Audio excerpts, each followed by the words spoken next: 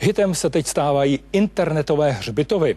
Kdo to má na hřbitov daleko nebo se mu ke hrobu nechce, může hrob svých blízkých navštívit po internetu. Tuto možnost, která k nám přišla ze zahraničí, už zavádí i řada našich obcí.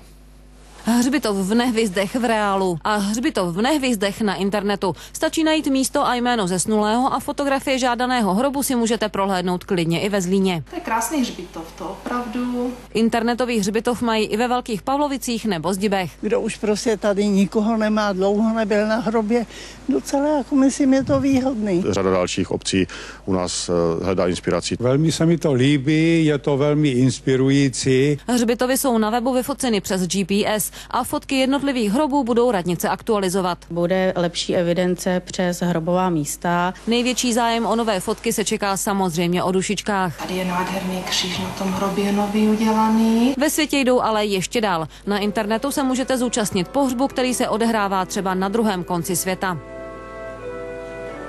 A online svatby jsou naprosto běžné. Do budoucna prý města chtějí na hřbitovní web umisťovat informace o tom, kde se dá na každý hrob sehnat květina, anebo kdo by ho za vás dokonce uklidil. Eva Chaloupková a krajské štáby, televize Nova.